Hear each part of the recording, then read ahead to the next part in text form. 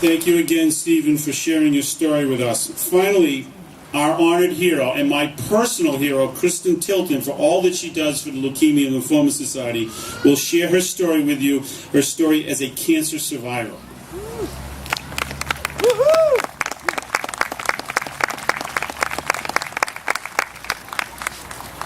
Hello everyone. It is so great to be here with you all on this amazing night where we are all here for a great cause, finding a cure. In March 2009, 1 month after turning 25, I was diagnosed with acute promyelolytic leukemia. It was a Monday morning, and while getting ready for work, I noticed that I had blood in my urine, and soon after I had a bloody nose for no reason. I didn't know what was wrong with me at the time, but I knew something wasn't right. My husband and I decided that it was best to go to the local emergency room to get checked out.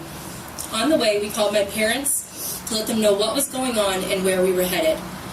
At the time, my mother and sister were in Florida for my sister's spring vacation. I assured them to stay put and that everything would be okay.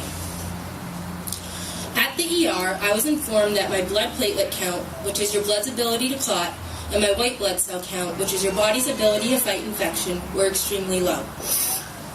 When these counts are so low like this, your body is at a high risk for severe bleeding. For example, if I had accidentally slipped or received a paper cut, my body wouldn't have the ability to stop bleeding. My father and I were sent to a hematology clinic to have further tests done. They drew my blood, and we were sitting in the doctor's office waiting. After what seemed like hours of waiting, the doctor came in and said to me what nobody ever wants to hear. "We think you have leukemia." My father and I were sitting there with our mouths dropped by the shock of what we had just heard, and we grabbed each other's hands immediately. I looked into my father's worried face and said to him that everything was going to be okay. I was saying this not only to reassure him, but in hearing myself say it out loud, I believed it too. The doctor told us that we would still need further testing to confirm the diagnosis, so he sent us to Dana-Farber in Boston. Upon arriving at Dana-Farber, I had my blood drawn for the 3rd time that day, along with my first bone marrow biopsy. This allowed the doctors to see at a molecular level what was going on with my blood and why my counts were so low. After the test, the doctors confirmed my diagnosis that I did in fact have leukemia.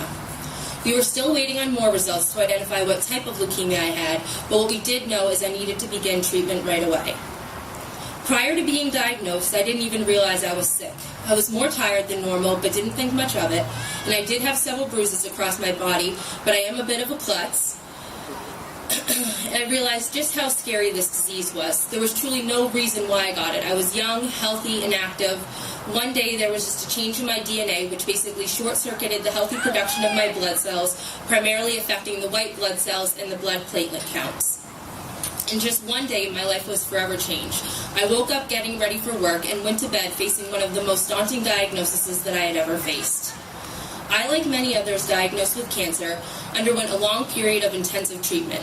I spent 21 days at Brigham and Women's Hospital. I lost all of my hair, went through 7 months of intensive chemotherapy, and endured all of the side effects that came along with it, then proceeded with an additional year of medication of about 400 pills each month. I don't know why that's happening. I completed treatment in October 2010, and I couldn't have been happier. Throughout my entire experience with this disease, I've realized that cancer is a disease that consumes the lives of the patients and the families that it affects. It comes when it isn't wanted, it takes what it wants with no regard, and leaves only by force. But what cancer does not know is that we are a resilient people. We will not just lie there and let it take over our bodies. We will fight back.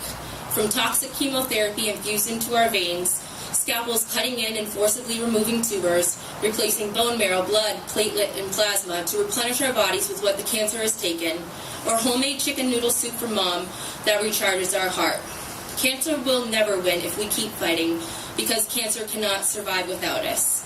And with science in the human heart, there is no limit, and we will one day find a cure for all.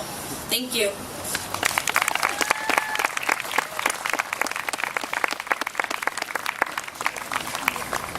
Thank you, Kristen. Also, Stephen and Jessica, again, for sharing your stories. Collectively, you represent the reasons that we are here tonight.